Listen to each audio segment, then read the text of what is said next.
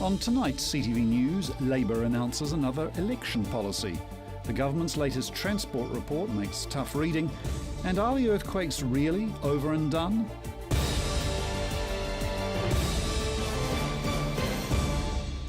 This is CTV News. I'm Grant Mangan. Concerned parents are calling for more to be done about the bullying culture of a Christchurch school.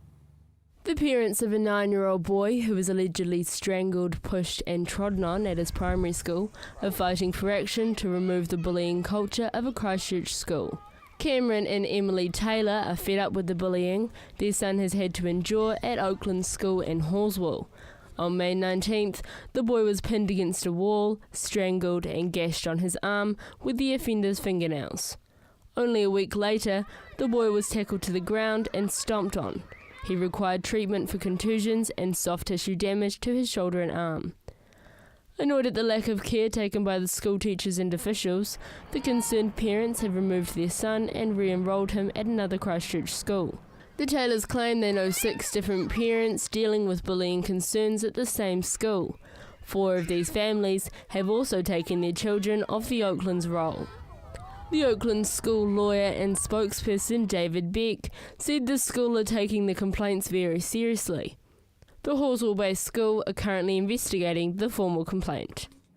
The Labour Party has announced its latest Christchurch policy for the 2014 general election. Marcus Gibbs reports. More than 3 years on and the Port Hills are still filled with homes at risk of rockfall, landslide and cliff collapse.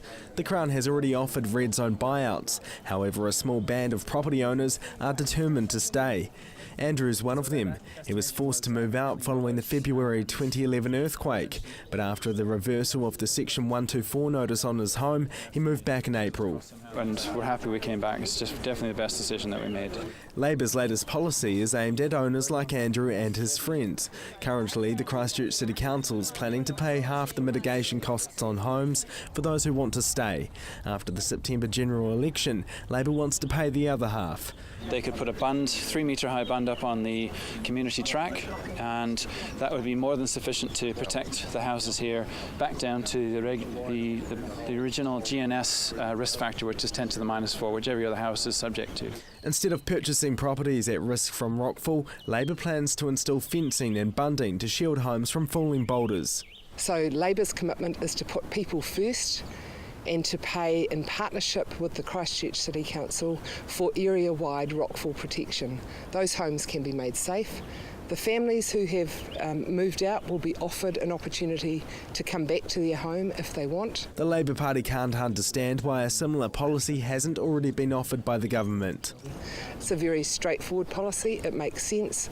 I have no idea why central government has said no to it up till now. Technically, it's feasible. All the documents say that. Financially, it makes sense. Ruth Dyson says the policy won't save every house if the cost of protection works is too high, but she says in some cases it could save money for the Crown and the Council.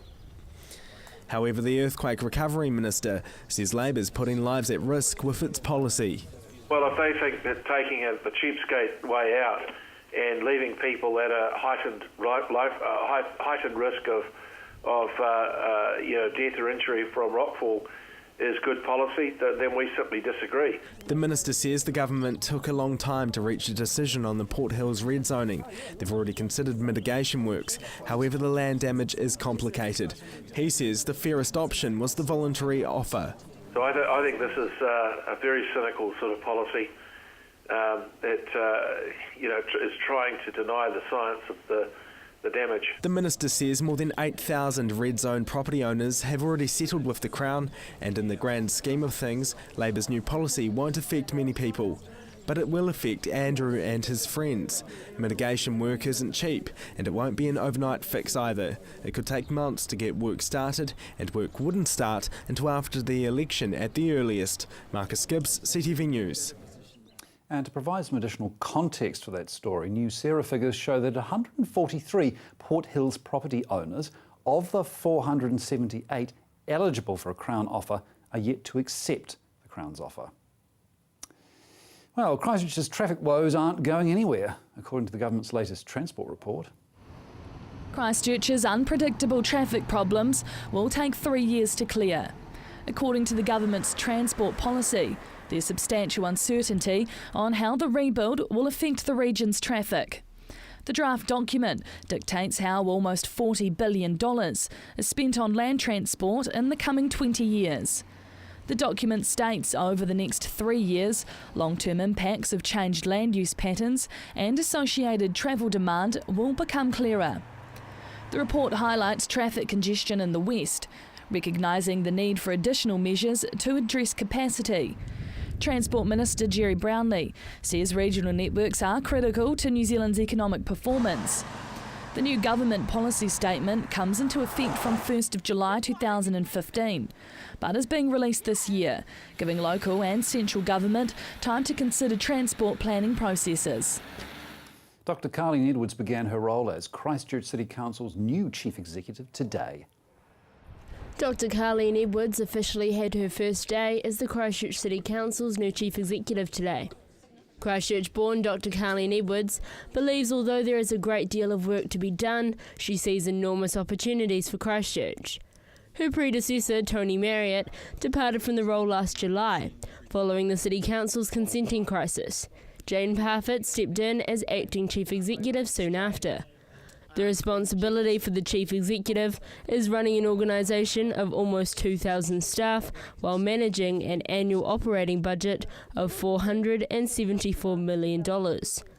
Following the Council's Koromenta crisis, Dr Edwards is responsible for leading the Council out of an insurance shortfall of $534 million. Dr Edwards promised the people of Christchurch at the announcement of her role there will be a relentless focus on delivery and service improvement as well as prudent financial management. 160,000 Christchurch ratepayers will be watching Dr Carleen Edwards as Chief Executive, wanting positive change for the Christchurch rebuild. A Canterbury earthquake expert believes we haven't seen the end of the shaking disasters. The destructive natural disasters that tore the city of Christchurch apart are gone for now, but not forever. University of Canterbury Associate Professor in Tectonics and Geomorphology, Mark Quigley, believes there will be more damaging earthquakes for the region. Quigley said, according to the GNS Science forecast, the chances of a large earthquake hitting Canterbury are higher now than they were before 2010. More than 14,000 earthquakes have shaken Canterbury since September 2010. A large percentage were not able to be felt. The faults outside of Canterbury, Porters Pass, Hope and Alpine faults, according to Quigley, still hold a major shaking hazard. The earthquake expert says we must remain aware of the hazard and take steps to reduce the vulnerabilities to it. Quigley says the likelihood that there is a major earthquake sourced from one of these faults in our lifetimes is quite high. Even when the local seismicity rate returns to what Cantabrians deem to be normal, Quigley urges residents to be aware that earthquakes are a natural consequence of living in a country so close to the tectonic plates. Coming up, the wine industry celebrates a bumper harvest.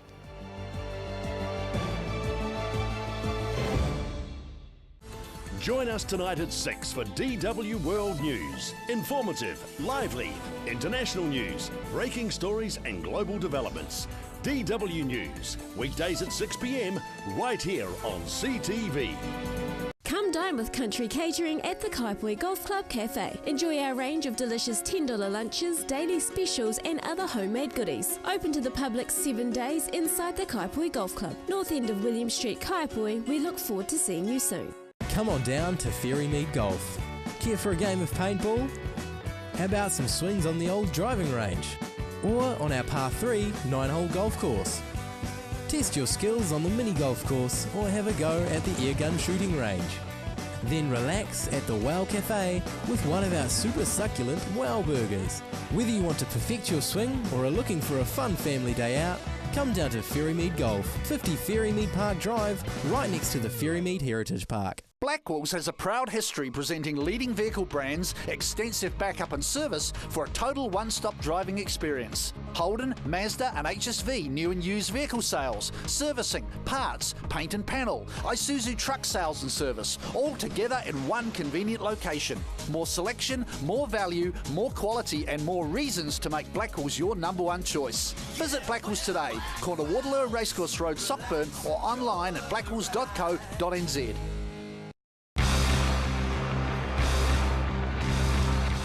Flash News 7 at Red and Black Sport gets a new title as well, but we'll still be talking every week to the movers and shakers in sport. Red and Black Sport, Monday night, 7:30 here on CTV.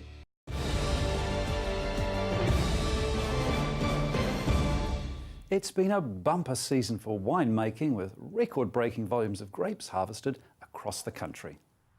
It's a good time for making wine. The rainy season has seen incredible growth for New Zealand wineries this year. Waipara's Valley's grape harvest for the year is booming with 10,127 tonnes of ready grapes. It's the first time the region has made more than 10,000 tonnes, and although the harvesters are exhausted, winemakers are excited about the busy season ahead. Award-winning Pegasus Bay winemaker Matt Donaldson says they started to pick the Pinot Noir before the rain settled in. The hard yards were then put in as pickers worked long hours to retrieve all the grapes before they went rotten. Records were broken for Nelson and Central Otago as both regions exceeded 10,000 tonnes of harvest. New Zealand wine is exported to more than 90 countries, and the profits are currently valued at $1.32 billion a year. This number is expected to rise due to the record-breaking harvesting season nationwide. Local university students are working together as part of a special project. Emma Cropper has the story. Just as chemicals come together and react with one another, students at the Canterbury University have done the same. This Compare-Contrast exhibition is a collaboration between science and fine arts. Chemistry students tasked with the job of communicating scientific concepts to fine arts students. From here, these creations were born. They explain to them a chemical process or a chemical phenomenon or a reaction, and the artists then use that to feed into a work that they made in response to it. So not a direct illustration of the chemical reaction, but expanding and extrapolating the idea. Madeline Granger sculpted this design, showing a hybrid combination of plants and technology, coexisting together as a vision of the future. Using this copper wire in a fishbowl to show the plants slowly dying. Yeah, it's sort of like the idea of them coexisting, but they can't really because it's like suffocating the plant. The university exhibition gives chemistry and sculpture and design students a greater understanding of the comparing and contrasting aspects of their own disciplines. We don't normally think about the terms that we use, and we kind of think that the terms that normal people would just use commonly. Postgraduate students curated the exhibition, finding the collaboration between the students worked well. I think this sort of thing's never not going to come without trials and tribulations, because they've never worked together before, they've never done a project like this before. So I think from my observations, I think it was really productive. The diverse range of students created 20 of these pieces of art, sitting on display within the biology department. Emma Cropper, CTV News. Christchurch's Ted and Joy Darch are celebrating their 65th wedding anniversary this month. It's the year of 1948. Immigrants from the United Kingdom have just arrived in New Zealand, off the ship the Rangitata. It's a story of boy meets girl. 21-year-old Joy and 28-year-old Ted met in Christchurch at a local dance. After a swing around the dance floor, the couple fell in love and were married a year later, on Joy's 22nd birthday, the 25th of June, 1949. Although we were on the same ship, the Rangitata, we didn't meet till we started going to the dances in Christchurch. 65 years on, the couple are found living happily together in Spraydon. How they met seems blurred. Ted recalls it a little differently. Did you tell the lady we met on the boat? We did meet on the boat, yes. I told the lady, but we didn't meet properly. I don't remember him on the boat, so I didn't tell you that bit. So you met on the boat? He spoke to me on the boat, but my mother told me to be careful. I'm just being Irish funny. No, he evidently spoke to me on the boat, but I don't remember it. So The couple have had over 60 years of laughter, adventure and fun, remembering back to the special day where they became Mr. and Mrs. Ted Darch. we were married at Durham Street Methodist by the Reverend Raymond Dudley, and we had a small reception at the Mayfair, which I don't know whether it's still there or not, at the back of the cathedral. Honeymooning across the hill in Akaroa, Joy laughs and says the weather was horrible. Over the years, the Dutches have created a lifetime of memories together. If you could go back, would you change anything? No. But you're quite happy? Quite content. Reaching their 65th year of married life, the couple laugh looking back. The two are the best of friends. Yes, not many downs. Naturally, we have ups and downs, both extremely fiery, but we seem to battle through it and don't have too much problem. Are you quite happy, she says? We haven't come to blows yet. No. Creating a life together in an exciting new country and a beautiful family. I had 3 children, 5 grandchildren, and number 8 great-grandchild is coming this year. So 3. This year, Ted is now 94 and Joy will soon turn 87. On her combined birthday and wedding anniversary, Joy says the years have flown by. When we look back, really the last years have flown. You know, the first years we didn't take any notice. I don't think most people do. We had a lovely 50th, a lovely 60th, and when this one came along, it sort of sprung on us a bit. Congratulations to Mr. and Mrs. Darch. Joelle Batista, CTV News. Still to come, the weekend's sporting action, traffic update and weather forecast.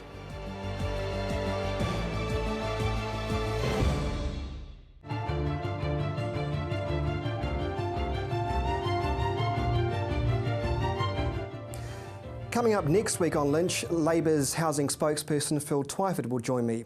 That's Lynched CTV 8:30 on Monday. Get rid of that damaging and unsightly moss, mould and lichen from your path, drive or roof with Mossbuster. Mossbuster is a no-bleach, non-abrasive, biodegradable solution that has over 35 years of proven results. Mossbuster costs less than half the price of other well-known products and can be yours for less than $1 a litre. You just spray it on and let Mother Nature do the rest. Check out our website to find the best solution to your moss, mould and grime problem. Order online or call us now on 0800 88 1000. Welcome to Caltex Redwood. We're a family-owned business proudly supporting our local community. We're open 24/7 for fuel and shop goods, and we have an amazing team of people ready to help you. Save at least 6 cents per litre using AA Smart Fuel cards. We also offer great value on our LPG bottle fills. We have a full workshop and Bridgestone Tyre Centre. Our mechanics and tyre technicians will get your car sorted. Caltex Redwood. We're just down from St Bede's on Main North Road. Caltex Redwood. What drives you? Hi, I'm Steve and welcome to Carpet Kingdom. At Carpet Kingdom we stock a massive range of carpets and we're also the largest vinyl stockist in the South Island. And not only do we have an excellent range in store, but you can purchase our stock online. We offer free measuring quotes, we have our own installation team, we ship nationwide, so come on down and see us at Carpet Kingdom. 312 Wilsons Road in Waltham, just off Brougham Street, or visit us online at carpetkingdom.co.nz. My son's helped me greatly with my independence now that I've got more mobility. Mum, I've been looking into stand assist chairs from More Mobility. They recline back with a footrest, then when you want to get out of them, they stand you up. You can even sleep on them. More Mobility can bring one out for a free trial. There's even electric beds too. What do you think? For more range and more expert advice, see More Mobility, corner Clarence and Princess Streets off Blenheim Road. What a difference more mobility makes. I'm Chris Lynch. Join me for CTV's new current affairs show Lynched every Monday at 8:30 right here on CTV, where I talk to the decision makers and those responsible for running our city.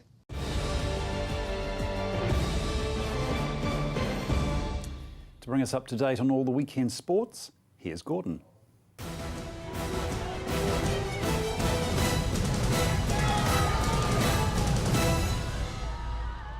Lincoln University completed the double on Saturday when they defeated high school Old Boys 13-6 to win their second Hawkins Cup title in as many years.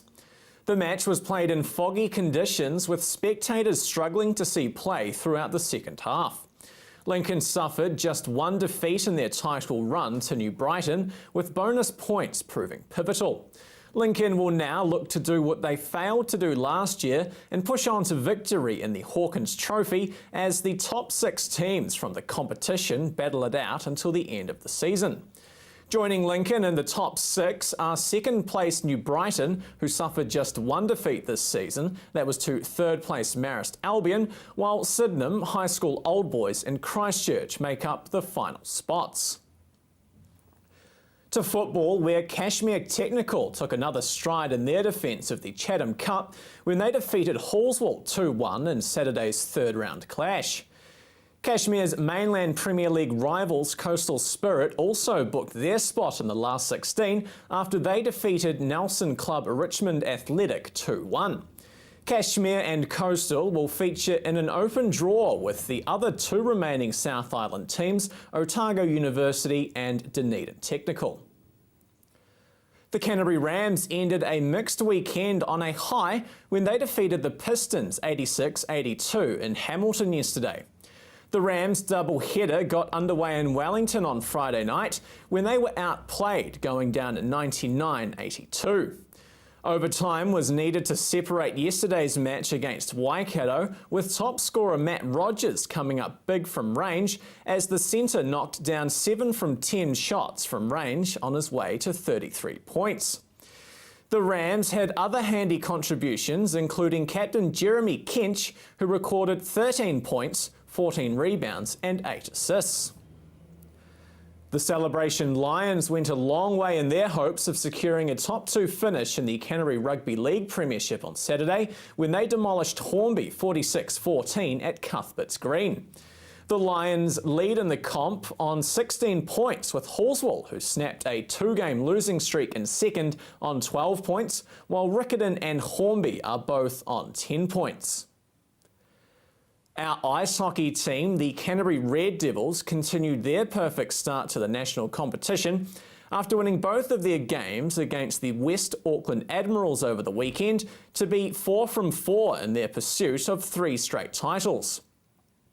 Both games offered plenty for fans to purr over, with the Red Devils winning 8-4 on Saturday before sending the Aucklanders home with no points to show after their 8-6 win on Sunday in yet another goalfest. And finally tonight, Matt Todd will be the only current All Black made available for the Crusaders match against England tomorrow night at AMI Stadium.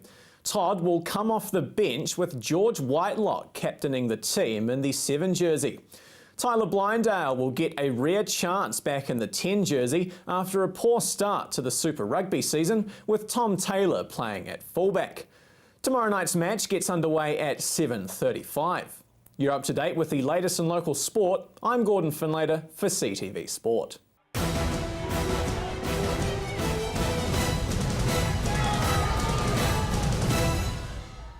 If you're driving around the Christchurch Central City, CTV's traffic update will assist you navigating the repairs taking place.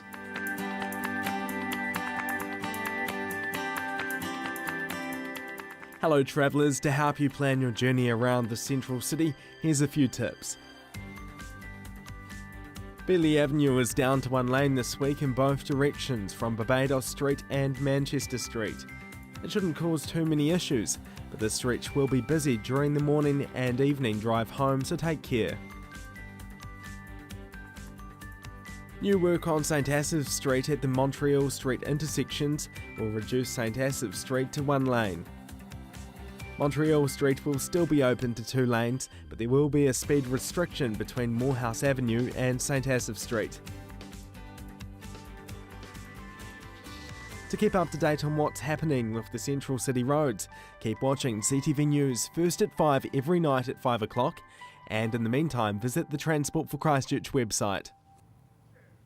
And don't forget that update screen here on CTV at 7, 8 and 9 a.m. in the morning, and also at 12 midday.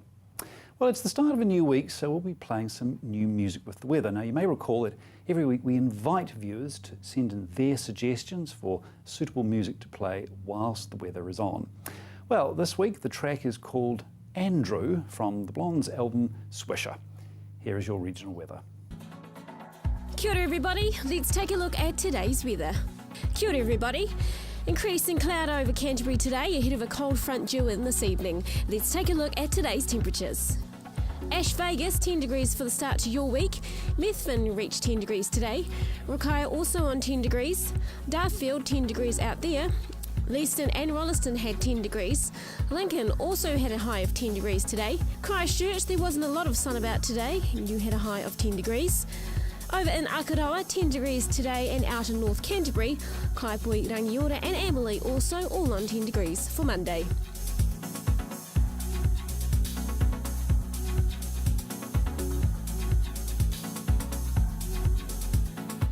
Taking a look inland, Culverden and Hamner Springs, you were both on 11 degrees today and 11 degrees in Cheviot. And up further along the east coast in Kaikoura, also 11 degrees for your high. Timaru, fine in the morning with high cloud and northerly winds, but cold southwesterlies will bring a few light showers during the afternoon. Tonight's low 5 degrees, tomorrow's high 14 degrees.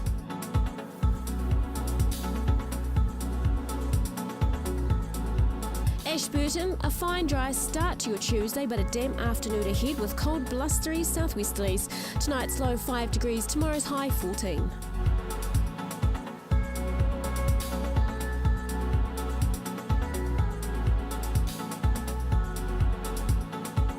You can enjoy a fine morning in Christchurch, but it gets colder and windier during the afternoon with a few showers developing.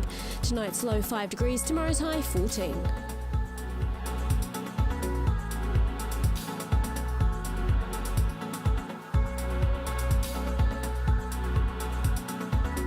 Kaikoura, afternoon showers developing with cold southwesterly winds after a fine and pleasant morning. Tonight's low 5 degrees, tomorrow's high 14.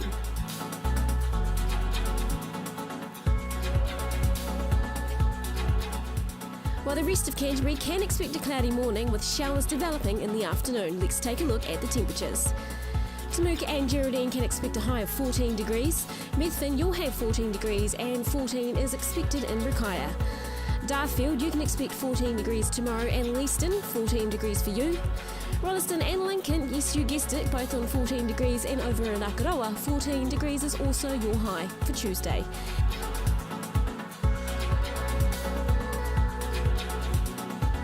Out north of the Waimak, Kaipui and Rangiora, 14 degrees is set for your Tuesday. Amberley also have 14 degrees expected there. And cloudy in the morning for Culverden, Hamner Springs and Cheviot. And you can expect those showers with a high of 14 degrees. Looking ahead for Canterbury, cloudy at first on Wednesday with showers during the morning clearing and becoming fine during the afternoon. It will be cold with moderate southwesterly winds dying out. A period of wintry showers developing on Thursday morning with snow lowering to 200 metres and some hail, but showers becoming confined to the coast during the afternoon. It will be very cold with blustery southwest winds increasing to become strong during the afternoon and into the evening. Cloudy on Sunday with moderate cold southwesterlies. And that's your weather update for Monday. Have a great evening. And that's CTV News for Monday, the start of another week. I'm Grant Mangan. Good night.